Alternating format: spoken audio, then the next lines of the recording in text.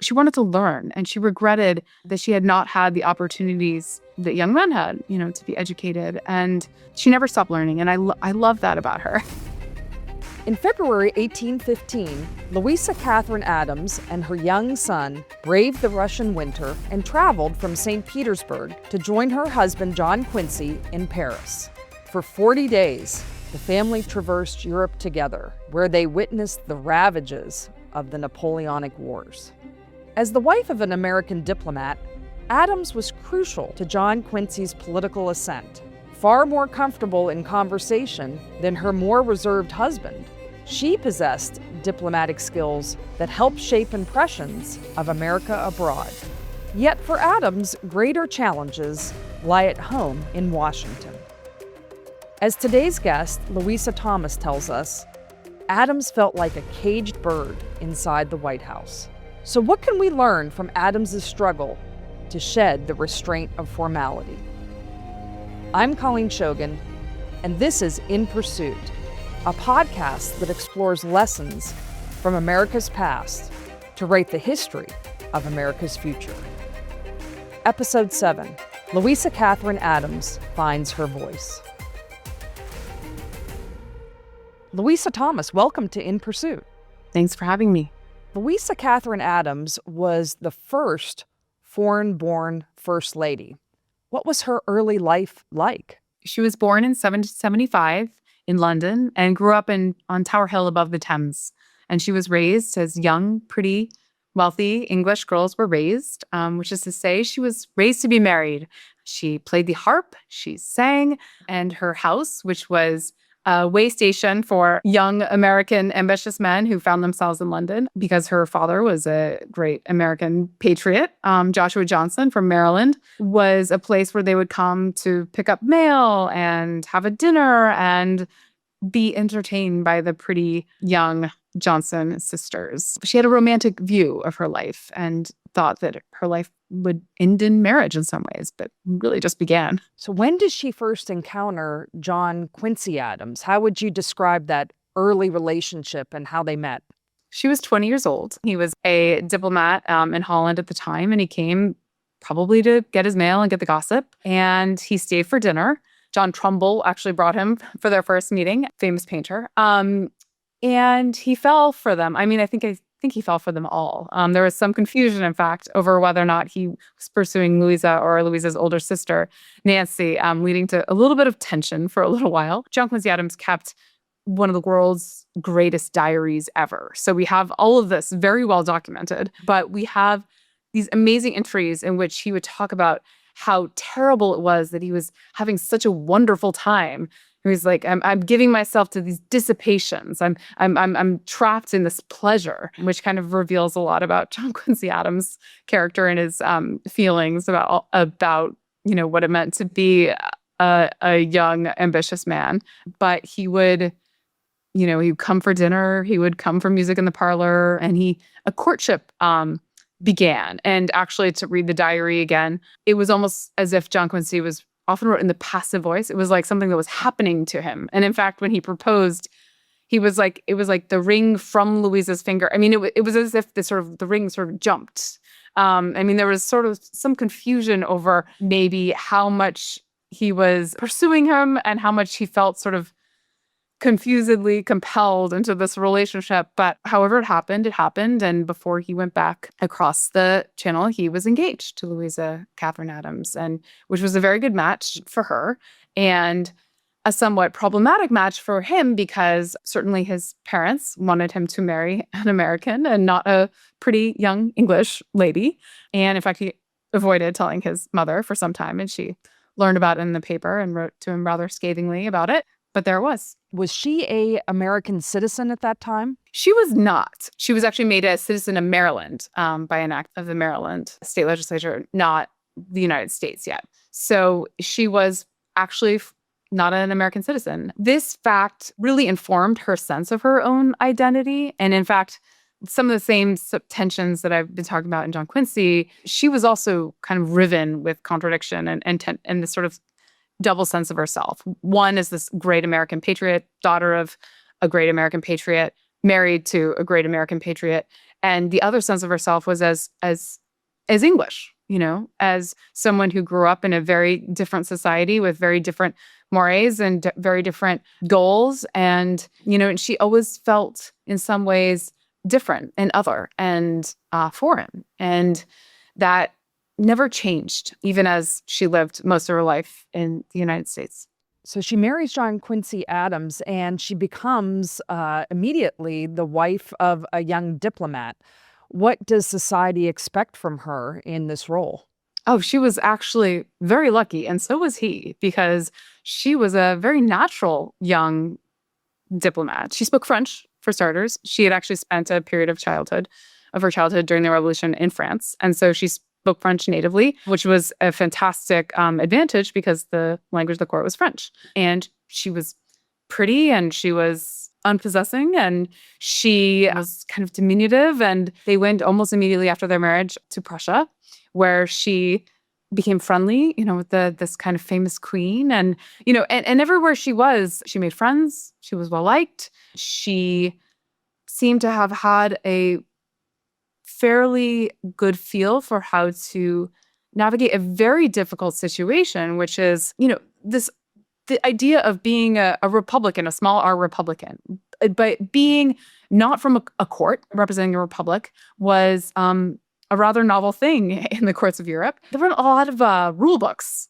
for it, and so it was a very tricky situation. And partly, I think, because she was so young, and partly, I think, because she had a sort of natural social feel, and partly because she seemed to have been perhaps pretty innocent, actually.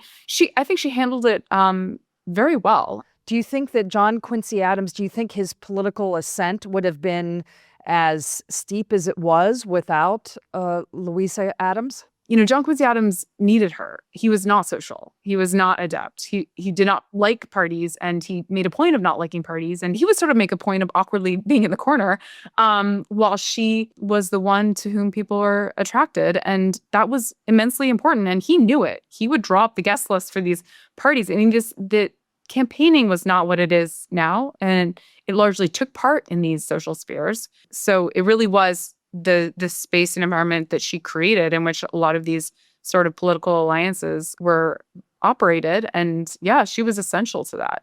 And I think she also understood, to a degree that he did not, perhaps, or refused to understand, that, social relationships are critical in politics. And it's not just about what ideas you have and what plans you have. You have to actually convince people, not just by the sheer overwhelming force of your logic, but by your ability to reach them on some human and emotional level. And she was very good at that, and he was not. And to the degree that he recognized her talent and allowed her and allowed himself to use it, he was very successful.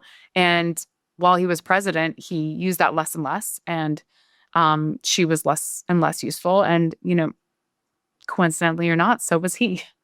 It was not a good presidency. So John Quincy Adams becomes president, and they move into the White House. What's the condition of the White House when they arrive? Oh, it was disrepair. It had just been, it had been burned, during the War of 1812.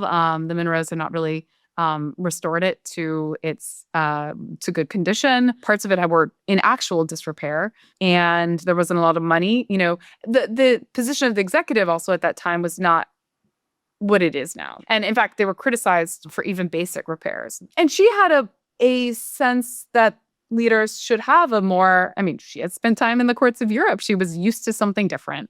And it was appalling to her, that the president was supposed to live in this, she called it a barn, drafty barn, when, it should have been something like a palace. She tries to open up the White House, right, and invite people in, and she's criticized for it. She was criticized for that, and she was sort of like, her response was, criticize if I do, criticize if I don't. And she was right about that. Do you think that they had, when I read about this, do you think that they had a happy marriage or not? I think that they had a long marriage.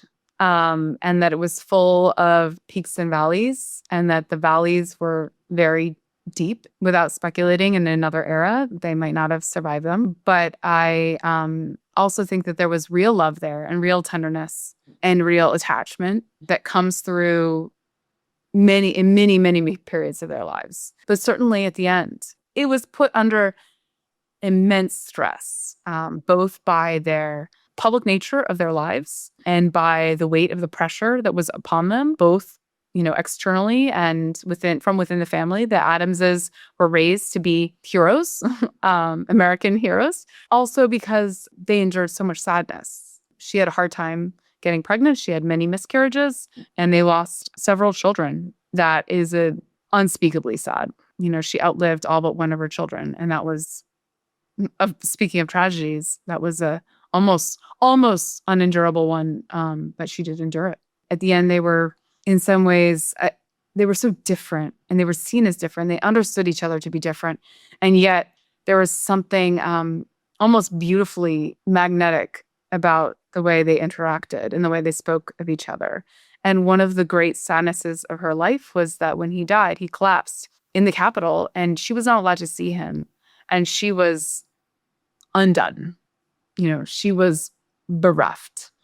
So she couldn't see him at all when he lay dying in the Capitol. Yeah, they kept her from him, and that was a tragedy. And that was common in that time frame. I think it was meant to. I can't say how common it was, but it was meant to protect her. Yes, right. In some ways, and it was wrong. And a lot of women might think, well, wow, this was an amazing opportunity for her to become the first lady, to be married to the president, particularly given that she had been a diplomat's wife abroad for many years.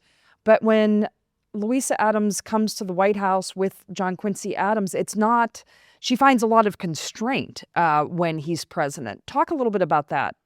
Well, there was no real formal role for the First Lady in the way that there is now. The First Lady was not given or expected to adopt a cause, let's say. They were not expected or to be consulted. Abigail Adams was remarkably unique and to the degree to which she was involved in her husband's thinking.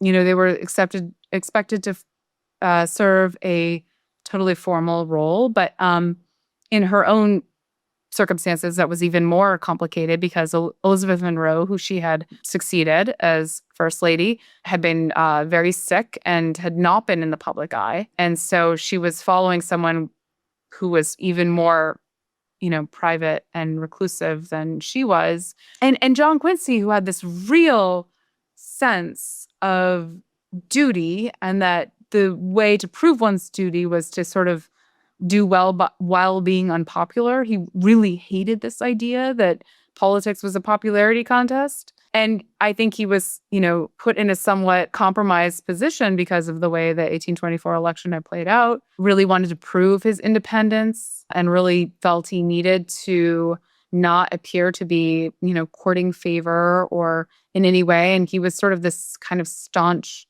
stern, at times unhappy person. And I think that the degree to which she was naturally social was stifled, and she had a complicated feeling about her role because she shared some of his suspicion of Washington society, even as, she had a more natural place in it than he did. What must have been a relief. I mean, in 1828, she wanted John Quincy Adams to win re-election. He was not destined to win re-election. Politics had changed by that time in 1828.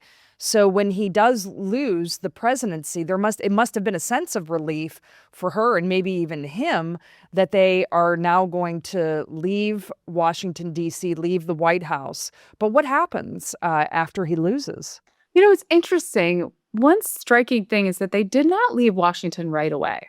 He did not attend Jackson's inauguration. Again, these questions of precedent, are sort of interesting. But they actually moved to a house just due north of the Capitol, sort of in the countryside, but, not far away and still within Washington, D.C. limits on, where the Meridian was. And they actually had a very, happy time there. I mean, it was beautiful, and there was gardens, and there were chickens, and there was a sense of, yes, very real relief. But it was striking to me that they didn't rush home to Quincy right away. They were still sort of on the edge of things, and they were sort of sometimes drawn back in. And I think that she liked that. I mean, she had complicated feelings about Quincy being of it and not of it. And Washington was a more natural home for her in some ways.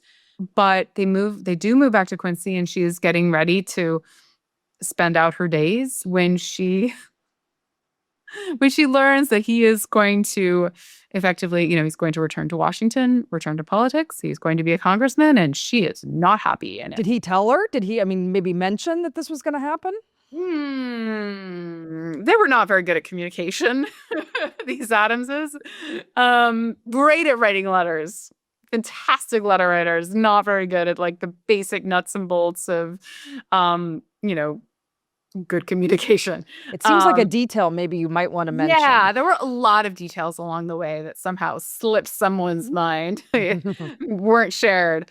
It was not the only one, but yes, she was pretty furious. It was sort of a done deal by the time she learned, and this was something he wanted. This was his entire identity was wrapped up in this, and he knew how his family felt, and his whole family wasn't just her.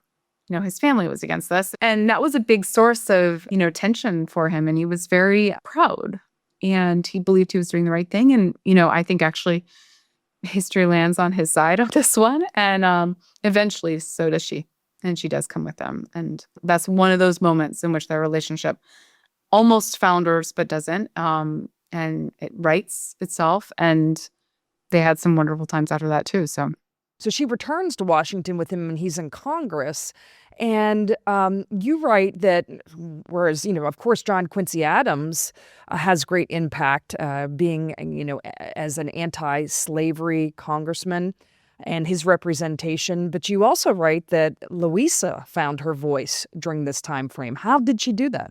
It's quite interesting. She became a writer, let's say. She would not have called herself a writer, and she did a lot of writing in the years up to that. But she wrote more and more and more, and those were the years in which she wrote these memoir sketches. The best is Adventures of a Nobody, and it's an account of her remarkable journey from St. Petersburg to Paris during the Napoleonic Wars. Louisa Catherine Adams is a bit of a tangent, but has a reputation of being this kind of feeble, weak, lovely lady. But if you want to know how strong she was, her husband had left St. Petersburg to help negotiate the Treaty of Ghent, and she was left alone there with her son. She was sort of left to be the representative. She continued going to these diplomatic functions and meeting with the Tsar and, all sorts of interesting people. And then he writes to her and he says, sell everything and come meet me in Paris.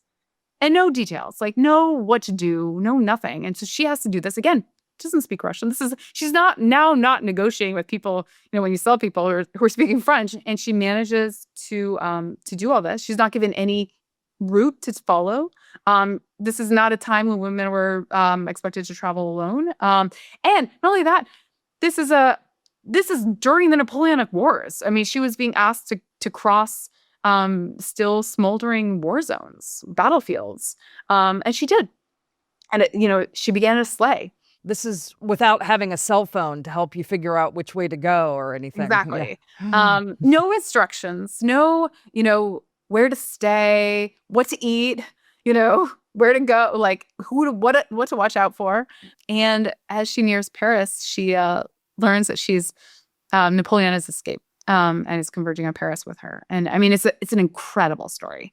And she writes it in an incredibly compelling way. But she was also writing, at that time, she was writing letters. She struck up a correspondence with one of the Grimke sisters, this kind of famous abolitionist and women's rights advocates. She's just a tremendous curiosity. She read all the time. She was not going to call herself an abolitionist, but she really wanted to know. She really wanted to reach out and I think she read, she wrote poems, she went to Congress, she was curious about the petition debates, she wanted to learn, and she regretted that she had not had the opportunities that young men had, to be educated. And she never stopped learning. And I love that about her. So can I ask, how did you become interested in Louisa Adams? She's not a household name like Dolly Madison or her mother-in-law, Abigail. So what sparked the interest for you to be able to go on this journey to discover Louisa Adams? After college, I was doing some research and fact-checking for John Meacham, historian. Also an In Pursuit author, yes. Yeah. And he was writing a biography of Andrew Jackson. And she happened to, in her brilliantly colorful diaries, write about several encounters with Andrew Jackson. And also, and she wrote this great, like, funny satirical sketch of Washington in which he's skewered beautifully. Anyway, so I came across these diaries and letters, and I thought, like, who is this? Who is this other Louisa? And her voice was totally fresh. I was so used to reading these kind of dutiful accounts of the day, but written by these men who were writing for their future biographers. And she was writing for herself and for the people, for her recipients. And she was funny too. And it was so refreshing to come across this really sharp voice. When I decided to write this book, I wrote a proposal, I did all this research and all this stuff, but I had not, like, just there's thousands and thousands of Adams letters, and I had not read them all. And I had not read her earliest letters to John Quincy Adams when I decided to do this.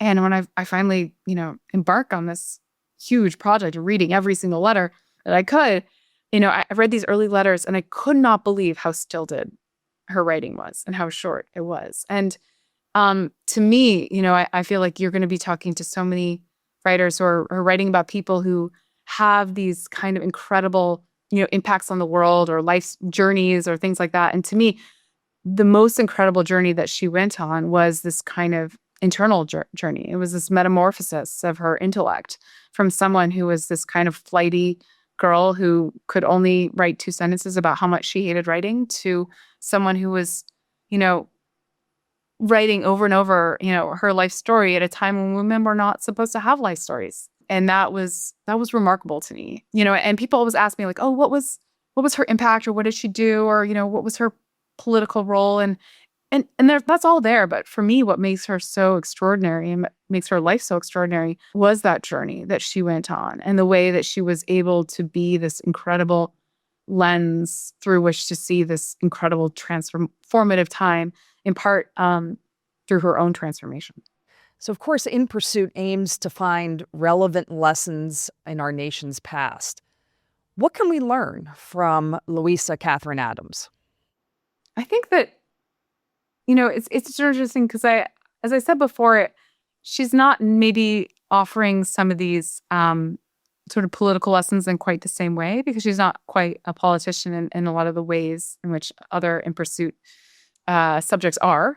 But I think that her lessons have to do with, her resilience, certainly, and her self-awareness and her self-knowledge, and the way that she returned again and again to seek insight from her experience and from the experience of others, and the way that informed her understanding of how the world worked, how Washington worked, how society worked, how the United States worked, and how it fit into this, larger moment, in this global transformation. Louisa Thomas, thank you for joining us on In Pursuit. Thank you. To read Louisa Thomas's essay on Louisa Catherine Adams and to enjoy other great In Pursuit essays and podcasts, visit inpursuit.org. In Pursuit with Colleen Shogan is a podcast by More Perfect. The series is written and produced by Jim Ambuske. Production services provided by Stand Together. Our theme music is Kleos by Charlie Ryan. Audio mixing by Curt Dahl of CD Squared. Please rate and review the show on your favorite podcast app. And tell us, which Americans inspire you?